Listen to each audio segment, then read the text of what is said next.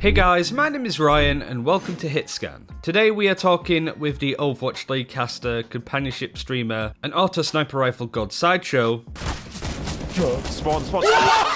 about the hero ban system that's come into the Overwatch League this weekend and of course competitive at the moment, and how there's going to be two types of heroes in the game from here on out. Heroes that when they are banned in competitive will be swapped out for other heroes that can supplement somewhat what they can do, and then some of the heroes which will completely change the meta when they are banned. And Sideshow is going to help us differentiate the two and also give his take on the game as a whole currently. You can check out all the Sideshow's details in the description below, but let's get started. We'll start with the hero bans just in general.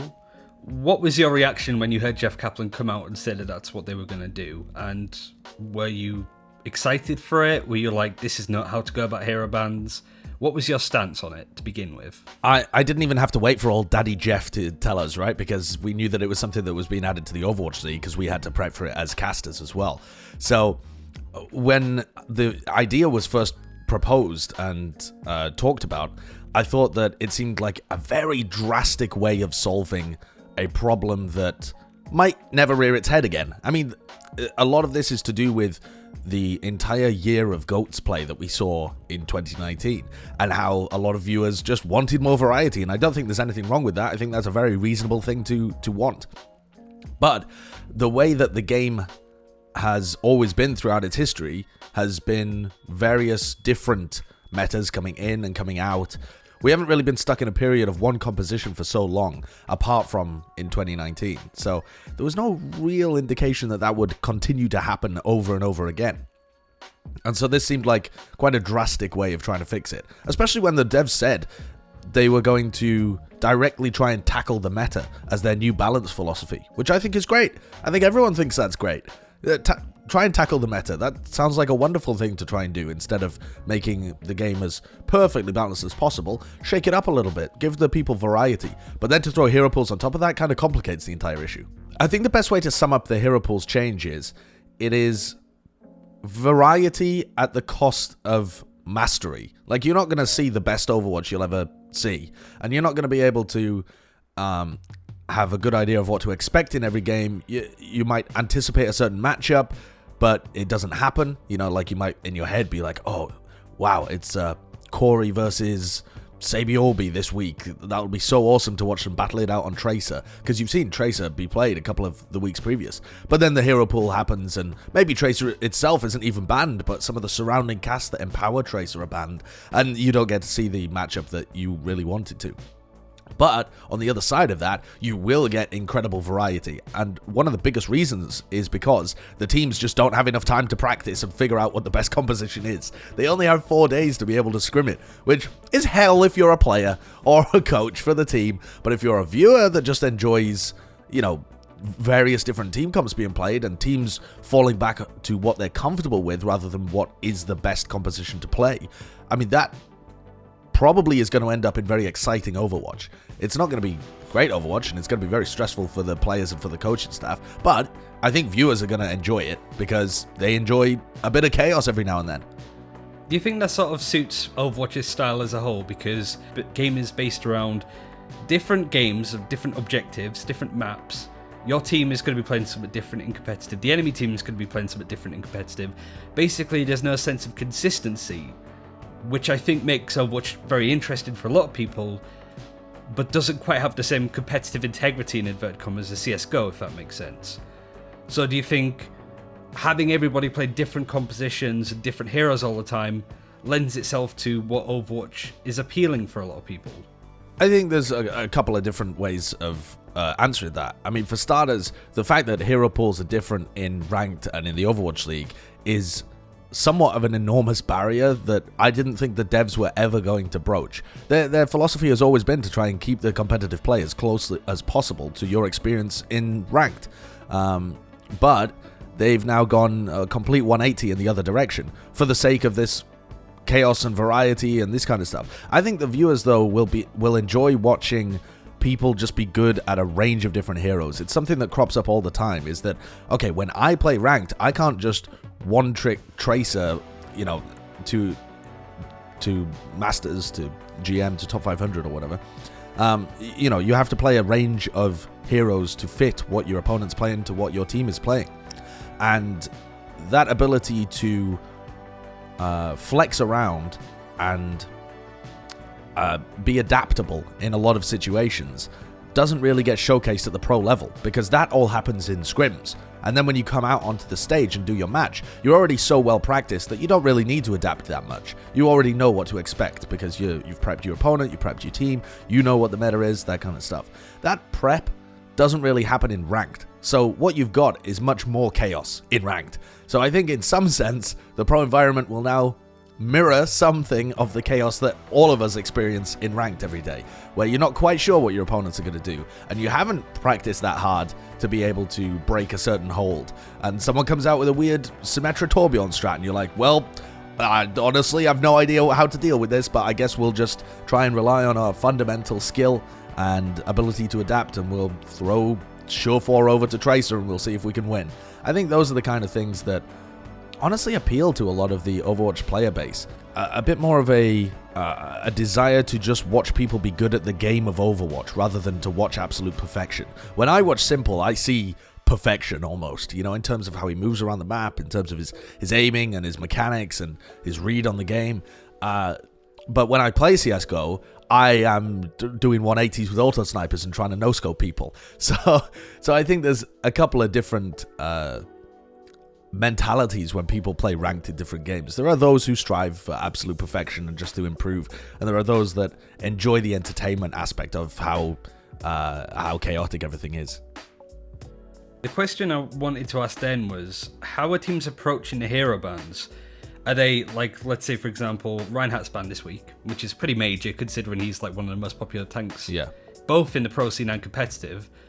Are you starting to see teams like supplement heroes out? Like, let's say that Mei was banned in the Overwatch League. Yep. Would teams just run something completely different like Dive, or would they swap that hero out for somebody like Reaper or Doomfist or Sombra that, whilst isn't as strong as Mei, can fill that role to an extent, so they kind of masking tape over certain heroes being banned? Or do they go, let's just play Dive, let's just play Double Sniper, let's just do this? Like, what are teams doing at the moment? Are they just swapping in heroes on an individual level, or are they changing up drastically the comps that they're I talked to running? a couple of coaches about this before hero pools. I haven't really checked back in with them since then. It's only been 3 or 4 days that they've actually had to scrim. But obviously a lot of them were doing preparation before the rule actually came into effect. And they described it to me like this.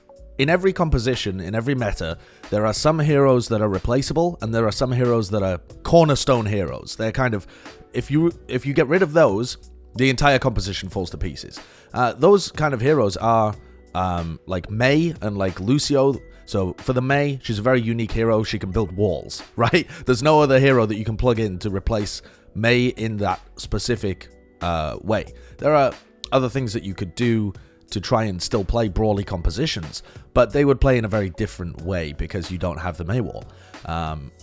So if those heroes were banned, like Lucio and Mei, they can't swap in another hero to fill that job. They would just have to start from square one and build up a new composition entirely. And they often wouldn't build up a brand new composition. They'll go back to one that they know from the past, like a double sniper or a dive or a fire tracer or something like that. They'll think about these compositions that they know have been successful throughout Overwatch and just kind of cycle through them and see if those work until they find one that they're very comfortable with.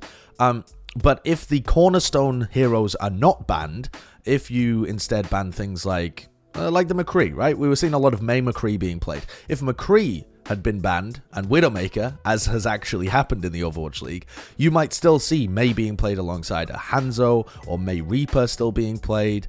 So the composition itself doesn't change too much. It just either has to play a little bit faster, like with the Mei Reaper, or you're looking for picks a little bit more, like with the Mei Hanzo.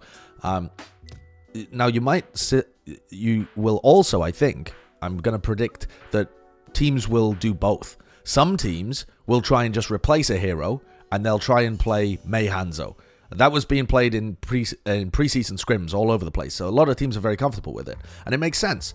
Some teams will say, hell with that, we're going to just play dive. These teams have only got 4 days to practice Mei Hanzo. They're not going to be that good at it. We can counter it with Dive not because Dive is literally better, but because Dive is better than Mei Hanzo that you only got 4 days to scrim with.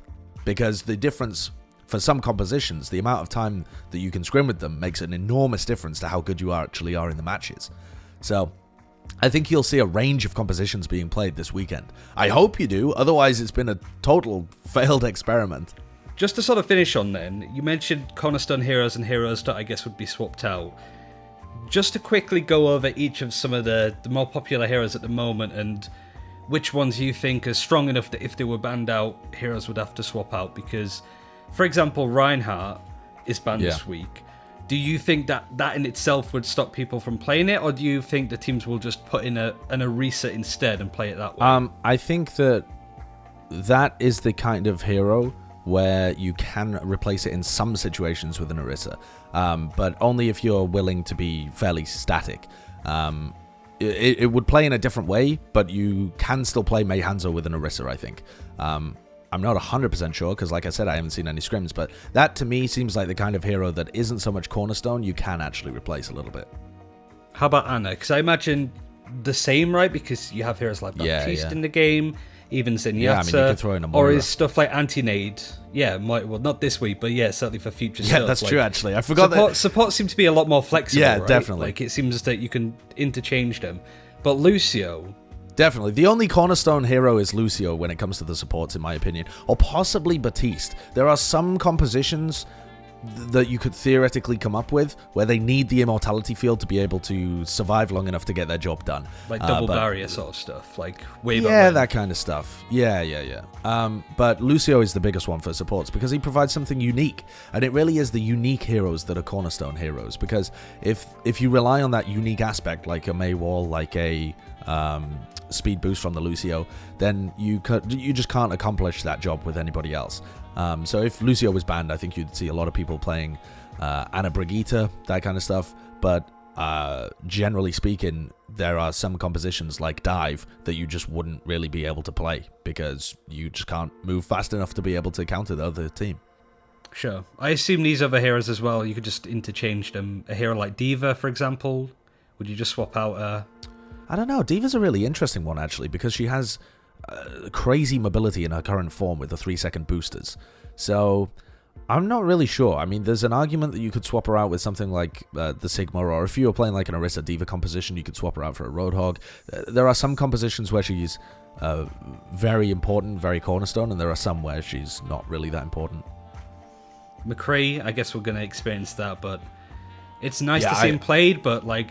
He's awesome. That's also a terrible thing about hero pools, though, really, isn't it? Because pulls out the bad hit, the good heroes that people want to see. Yeah, it pulls out them both. Like it's essentially a little bit of randomness. Like if I could watch a meta that was Reinhardt and McCree forever, I probably would. Honestly, like as much as I love Winston, Reinhardt is such a great design for a hero. The way that the shield wars play out, and then trying to get value out of your Earth Shatter. Everyone loves a big fatty shatty. So, and then with the McCree as well, it's one of the most obvious, intuitive, and fun heroes to watch. So it just translates so well. It really does. And so that's one of the issues with hero pools, is that it's sometimes going to remove some really good metas and some really good heroes. But that's the cost of having variance and variability. So would you say the only Cornerstone heroes really are Lucio and Mei? Are there any of us that spring to mind as strong enough to just dictate a meta almost? Yeah, there definitely are, I think. I mean, it would depend on what meta is actually being played, but for example, if you ban both of the snipers, then that totally ruins double sniper meta, if that ever was a thing. If you have a meta where Pharah is very dominant, I mean, Pharah is reliant on a bunch of other stuff as well, like D.Va in her current form with 3-second boosters, very, very difficult to play into as Pharah. But if they nerfed D.Va and then got rid of Widowmaker and McCree, well, now you're in a Pharah meta. So the way that the hero pools all function as a whole could make Pharah quite a Cornerstone character. Something like Sombra, there's reasonable metas that you could construct that rely a lot on Sombra because of her hack and her EMP, and there's not really a great way of being able to replace that. But the starting point of all of this is to figure out what the meta would be without bans. And that's going to become more and more complex as we go through hero bans, because you never get a week where they're unbanned, apart from All-Stars and the playoffs, weirdly. Oh, interesting. I didn't actually know that. Yeah. I guess finally then, you are doing a lot at the moment. You're casting Overwatch League, you're streaming your companionship to games that you're not casting, and you're also putting a lot of stuff on YouTube. So where do you want people to go to check out your stuff? All of the bloody podcasts that you're in at the moment. Like, you're very much on the grind, not even just talking about Overwatch anymore. You've even dipped in talking a little bit about Valorant. So yeah, certainly. What can people expect of you from the next couple of weeks and months?